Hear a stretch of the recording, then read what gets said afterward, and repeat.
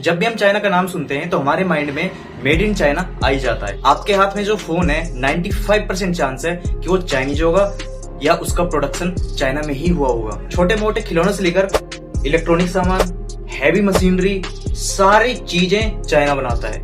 दुनिया का सबसे बड़ा मैन्युफैक्चरिंग हब चाइना है। इन कुछ सालों में आखिर चाइना पावरफुल कैसे बन गया?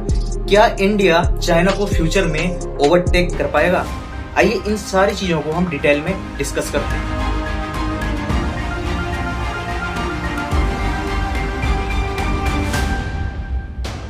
इन 1984 में इंडिया एंड चाइना दोनों की इकोनॉमी सेम थी, लेकिन इन 20-30 सालों में ऐसा क्या हुआ जो चाइना इतना आगे निकल गया?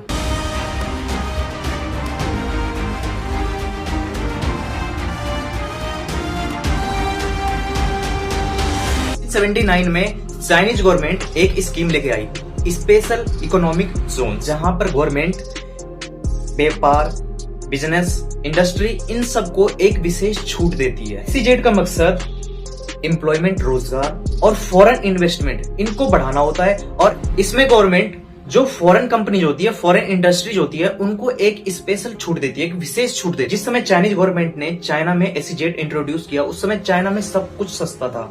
लेबर, जमीन, किराया, ह्यूमन रिसोर्सेज, सारी चीजें सस्ती थी, जिससे ये हुआ कि विदेशी कंपनियां प्रोडक्शन, मैन्युफैक्चरिंग के लिए चाइना में शिफ्ट होने लगी, आने लगी।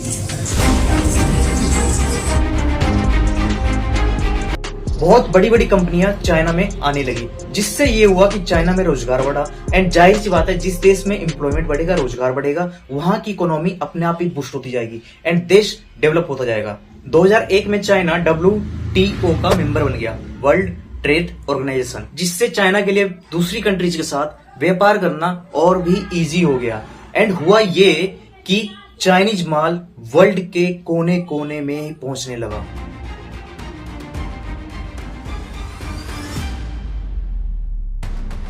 एंड आज वर्ल्ड का सबसे बड़ा एक्सपोर्टर चाइना है।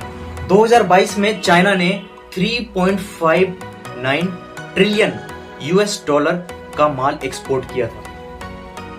दुनिया में सबको पता है कि चाइना कॉपी एंड पेस्ट करने में सबसे आगे है, लेकिन वहां के लेबर स्किल्ड भी है। जब भी किसी भी देश में किसी भी टाइप का कोई भी किसी भी सामान का इन्वेंशन होता है, अमेरिका में हो चाहे किसी भी देश में हो, यूरोप में हो, तो चाइना क्या करता है? चाइना के लेबर्स क्या करते हैं? उस चीज को खोलते हैं, देखते हैं कि उसमें क्या क्या है, और एंड फिर क्या करते हैं? उसी टाइप का दूसरा माल कॉपी एंड पेस्ट मार देते हैं। एंड उसी प्रोडक्ट का प्रोडक्शन इतने बड़े स्केल पे करते हैं कि जिस देश ने इन्वेंशन किया था, उस देश से भी सस्ता माल चाइना बेच देता है उसी देश में जहां पे इन्वेंशन हुआ है। कॉपी एंड पेस्ट करने के लिए भी स्किल चाहिए होता है, जो चाइनीज लेबर के पास है।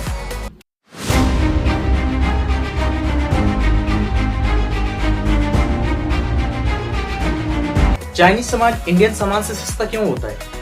इसकी वजह है मास प्रोडक्शन। चाइना के पास ना ही जमीन की कमी है, ना ही लेबर की कमी है, एंड चाइना के पास रॉ मटेरियल्स भी इजीली अवेलेबल हो जाता है। सो चाइना बहुत सारे प्लांट्स खोल देता है एंड जो भी प्रोडक्ट बनाता है उसको बहुत बड़े स्केल पे बनाता है। बहुत बड़े स्केल पे बनाने से ये होता है, बहुत बड़ी मात्रा में बनाने से ये होता है कि उसका जो कॉस्ट होता है, जो उसकी कीमत होती है, वो बहुत कम हो जाती है। दुनिया का 45% केमिकल फर्टिलाइजर चाइना अकेले प्रोड्यूस करता है। दुनिया का 52% सीमेंट चाइना में ही प्रोड्यूस होता है। मतलब कि दुनिया में जितना भी सीमेंट का प्रोडक्शन होता है, उसका आधा से ज्यादा प्रोडक्शन चाइना में ही होता है। दुनिया का 50% स्टील चाइना बनाता है। दुनिया का 27% एनर्जी या इलेक्ट्रिसिटी चाइना बनाता है। दुनिया का 31% ऑटोमोबाइल या मोटर व्हीकल चाइना अकेले प्रोड्यूस करता है। दुनिया का 70% स्मार्टफोन चाइना में मैन्युफैक्चर होता है। दुनिया का 53% एप्पल सेब चाइना प्रोड्यूस करता है। दुनिया का 50% कोल का प्रोडक्शन चाइना में ही होता है। चाइनीज गवर्नमेंट ने चाइना में इंफ्रास्ट्रक्चर पर बहुत पैसे खर्च किए हैं। वहां का इंफ्रास्ट्रक्चर बहुत अच्छा है। किसी भी देश का इंफ्रास्ट्रक्चर वहां के डेवलपमेंट में बहुत ही बड़ा इंपॉर्टेंट रोल प्ले करता है। चाइना के road, airports, ports, railways energy, utility, education, health care, social. China में ये सारी चीजें बहुत अच्छी हैं। किसी भी देश का इंफ्रास्ट्रक्चर सिर्फ वहाँ का रोजगार नहीं बढ़ाता, बल्कि फॉरेन इन्वेस्टमेंट को भी आकर्षित करता है। फॉर एग्जाम्पल, अगर किसी भी देश का ट्रांसपोर्टेशन बहुत अच्छा है तो जाहिर सी बात है वहाँ पर एक जगह से दूसरी जगह सामान को बहुत इजीली एंड कम समय में पहुंचाया जा सकता है। तो लास्ट में इम्पोर्टेंट क्वेश्चन ये आता है कि क्या इंडिया फ्यूचर में चाइना को ओवरटेक करेगा? देखिए, चाइना कोई रातों रात इतना पावरफुल नहीं बन गया, ये एक प्रोसेस होता है। चाइना को इस प्रोसेस में यहां तक पहुंचने के लिए कम से कम 20 से 30 साल लग गए हैं। एंड इंडिया फिलहाल जिस रेट से अभी ग्रो कर रहा है, फॉरेन कंपनियां यहाँ पे आ रही है, फॉरेन इन्वेस्टमेंट यहाँ पे आ रहा है, ताकि 20-25 साल में इंडिया चाइना को ओवरटेक कर ले। इसमें कोई बड़ी बात नहीं है, हर किसी का टाइम आता है एंड इंडिया का भी टाइम आने वाला है। अगर वीडियो पसंद आई हो तो वीडियो को लाइक कर दें एंड चैनल को सब्सक्राइब करना ना भूलें ऐसी इंफॉर्मेटिव वीडियो के